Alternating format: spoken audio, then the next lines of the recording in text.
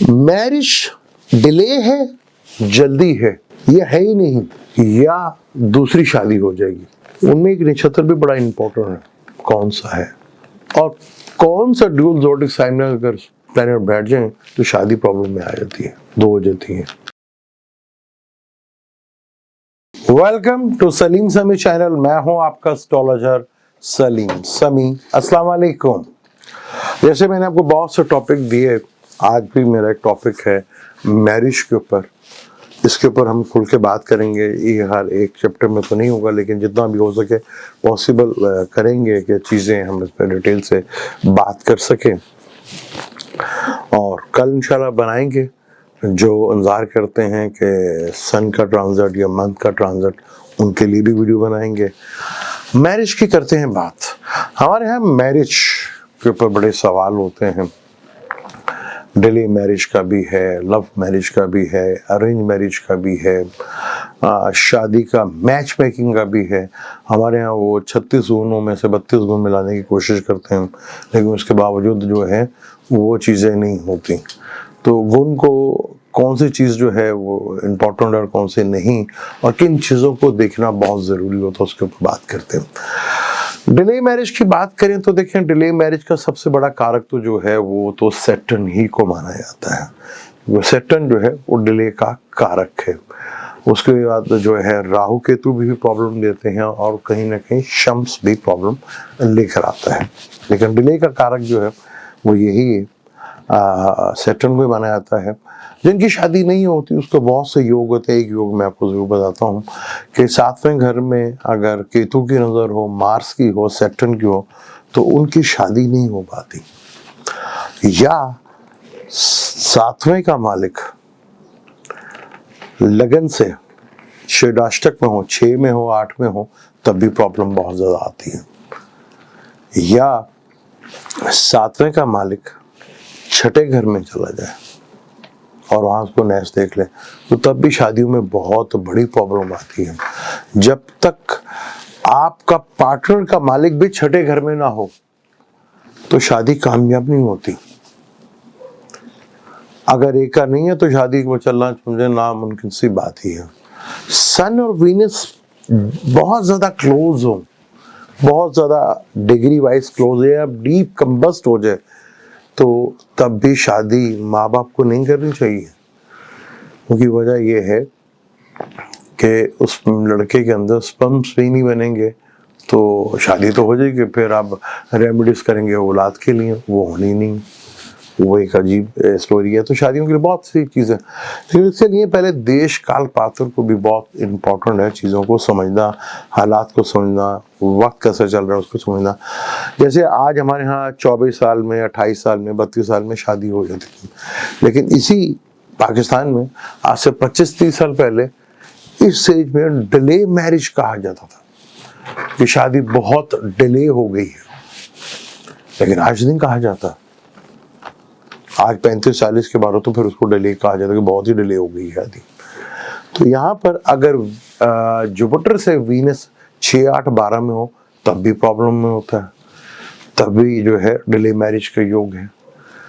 Mars इसी तरह Jupiter से 6, 8, 12 में, तब भी प्रॉब्लम है। तो यहाँ बहुत सी चीज़ों को, चार्ट को देखना पड़ता है। फिर D9 जो है वो नवांशा है, वहाँ पे प्लैनेटरी कंडीशंस को बहुत ज़्यादा अहमियत दी जाती है। अब शादी का जो कारक माने जाते हैं वो वीनस है और मार्स और जुपिटर। मार्स जो है पति का कारक माना जाता है, और यानी हस्बैंड या मियाँ का, और जुपिटर और वीनस को कारक माना जाता है। दोनों के शादी के कारक हैं। चार्ट में कारक को कभी प्रॉब्लम नहीं आनी चाहिए, चाहे 7वां घर कभी प्रॉब्लम में आ जाए, लेकिन कारक भी अगर प्रॉब्लम में आ गया तो समझ ले फिर बंटा धार हो गया, फिर प्रॉब्लम जो है वो खड़ी हो गई, फिर बहुत मुश्किल हो जाता है। इसी तरह अगर 7वें का मालिक लगन में बैठा हो तो आपको रिश्ता ढूंढने की जरूरत नहीं है, रिश्ता खुद चल के आपके पास आ जाएगा। क्योंकि जी हमारे तो उन्होंने लड़की मांग ली और हमारी शादी हो गई, हमें को ढूंढने की जरूरत ही पड़ी। टाइम के ऊपर मैरिज, 7वें का मालिक D9 में केंद्र में हो तो बहुत आराम से टाइम से शादी हो जाती है आपकी। शादी के बारे में मैंने बहुत से बताया था कि कुछ एक रफ आइडिया होता है कि जिसमें 70 to 80% बिल्कुल ठीक होता है, चाहे आपका लगन हो या मून हो। जैसे फर्ज कर ले अगर आपका एरीज या स्कॉर्पियो लगन है, अगर आपका एरीज या स्कॉर्पियो लगन है तो क्योंकि ऑपोजिट आपका बनता है वीनस, तो आपकी शादी जो है वो 25 से 27 साल की एज में मेजोरिटी में शादी हो जाती है। अगर आपका लगन हो, ल्यू हो या कैंसर हो तो आपका बिल्कुल ऑपोजिट जो है वो सैटर्न बनता है। तो या तो 17-18 साल की उम्र में, नहीं तो 36 साल की एज में शादी का योग बड़ी अच्छी तरह से बन जाता है। इसी तरह टॉरस और लिब्रा हो तो उनकी शादी का जो एज है वो 28 से 32 साल की एज में मेजोरिटी में शादी हो जाती है। इसी तरह सैजिटेरियस और पाइसेस की 17 या 18 साल की उम्र में शादी हो जाती है, नहीं तो 34 साल की एज में शादी हो जाती है। ये एक शादियों की एज का है। और अगर इसी तरह हम कैप्रिकॉर्न की और एक्वेरियस की बात करें तो 22 साल या 24 साल की एज में शादी का एक टाइम ड्यूरेशन जो है वो निकल आता है। लेकिन हमारे यहाँ जब डिले मैरिज को देखा जाता तो उसके लिए बहुत सी चीज़ें जो हैं वो होती हैं कि क्या प्लैनेट्स की प्रॉब्लम है। प्लैनेट्स अगर D1 में अच्छा है पर D9 में अच्छा नहीं है, 7th हाउस 4th हाउस हो रही है, क्योंकि शादी के जो दिशाएं हैं, जो प्लैनेट जो की दिशा में शादियां होती हैं वो 2nd होता है, 5th होता है, 7th होता है, 8th और 12th होता है। बहुत कम हमारे यहाँ पे 8th और 12th को देखा जाता है, क्योंकि शादी जो है सबसे बड़ा रोल जो है वो रिलेशनशिप का, बेड रिलेशनशिप का भी होता है, उसको हम बहुत ज़्यादा इग्नोर कर देते हैं। इन दिशाओं में जो है शादी का जो है वो बहुत ज़्यादा जो है चांसेस होती है कि इस दिशा में आपकी शादी हो जाएगी। D9 में जो 7th हाउस में बैठा हुआ है या स्ट्रॉन्गली, बहुत ज़्यादा स्ट्रॉन्गली D7 में, D9 में वो चार्ट देख रहा है उसको कोई भी प्लैनेट और वो स्ट्रॉन्ग है, सबसे ज़्यादा कोई भी प्लैनेट अगर 3-4 देख रहे हैं या 2 देख रहे हैं, उनमें कौन सा ज़्यादा स्ट्रॉन्ग है तो उसकी दिशा में शादी हो जाती है वो D9 में जाकर, क्योंकि D9 का जो कारक है वो वीनस ही है। फीमेल के चार्ट में मार्स की बहुत इंपॉर्टेंट होती है, क्योंकि मियाँ का कारक मार्स है और मेल का चार्ट में वीनस कारक माना जाता है। तो ये दोनों प्लैनेट इकट्ठे बैठे हो बड़ा अच्छा योग कहा जाता है कि जी बहुत अच्छा योग है, अच्छा योग भी है।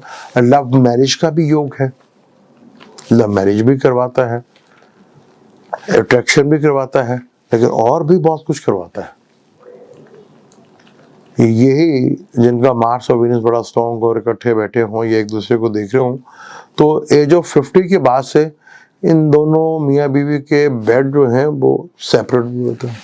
ये सेपरेशन का भी कारक बन जाता है, जो लव का कारक है।